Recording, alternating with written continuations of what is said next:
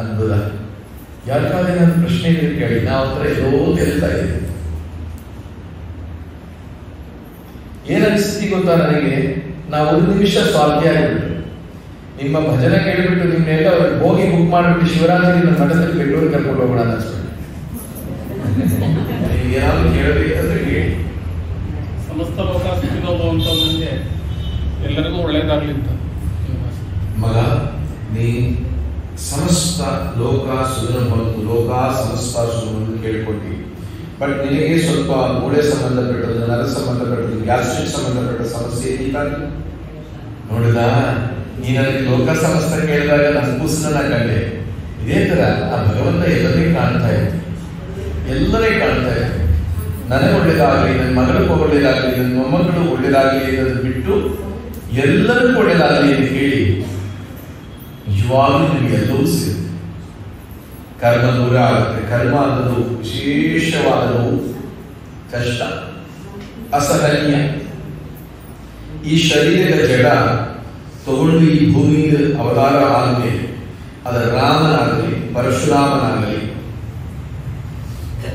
ಯಾರಾಗಲಿ ಅನುಭವಿಸಲೇಬೇಕು. ಜಡ, ಈ ಜಡದಿನ ಎಲ್ಲಕ್ಕೆ ನಾವೇನ್ ಮಾಡಬೇಕು? ನಾನು ನನ್ನದನ್ನು ಉಪೇಕ್ಷೆ ಮಾಡಬೇಕು. ನೀವೇನ್ ಬೇಕೋ ಮಾಡಿ, ಆಹಾರ ತಿನ್ನಿ, ವಸ್ತ್ರಧಾರಣ ಮಾಡಿ, 10 ಜನಕ್ಕೆ ದಾನ ಮಾಡಿ, ಧರ್ಮ ಮಾಡಿ, ಸಂಗೀತ ಹೇಳಿ, ಭಕ್ತಿ ಹೇಳಿ, ಜ್ಞಾನ ಉಪದೇಶ, ನಾನು ಕೊಡುತ್ತೀನಿ ಅಂತ ಭಾವನೆಯನ್ನು ತೆಗೆದುಬಿಟ್ಟು ಮಾಡಿ ಧರ್ಮ ಸಿಗುತ್ತೆ. ಜ್ಞಾನ ಬಂದಾಗ ನಿಮ್ಮ ಶರೀರದಿಂದ ತೋರಿಸ್ಕೋತೀರಿ, ನಿನ್ನ ಅರಿವಿನ ತೋರಿಸ್ಕೋತೀರಿ. ಇದೆಲ್ಲ ನಿಮ್ಮ ಶರೀರ ಹೋದ್ಮೇಲೆ ಮಾಡಿದ್ರೆ ಭೂಮಿಯಾಗಬೇಕಾದ ವಸ್ತು ಅಲ್ಲ. ಈ ಸಾಯಿನ ನೋಡಿ ಕಣ್ಣು ಕೂಡ ಕಣ್ಣೊಳಗೆ ಸೇರಬೇಕಲ್ಲ. ಸೊ ಶಾಶ್ವತವಾಗಿದೆ ಏನಿದೆ ಅದನ್ನ ಉಳ್ಕೊಳ್ಳಿ. ಶಾಶ್ವತವಾಗಿದ್ದು ನೀವು ಜಗತ್ತಿಗೆ ಬರಕ್ ಮುಂಚೆ ಇದು ಇವಾಗಲೂ ಇದೆ, ಹೋದ ನಂತರ ಇರುತ್ತೆ.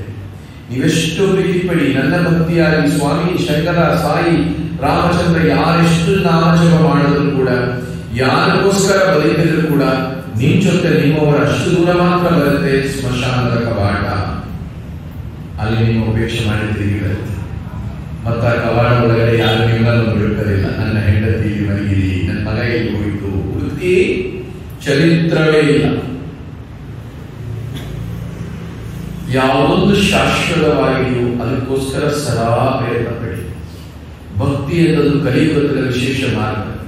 ನಿಮ್ಮ ಧರ್ಮದನ್ನ ಕಾಪಾಡಿ. ನಿಮ್ಮೇಲೂ ಬಂದಿರ ರಾಗ, ಆ ಭಕ್ತಿ ಈ ವೀಕ್ಷಕರಿಗೂ ಬಹಳ ಇಷ್ಟ.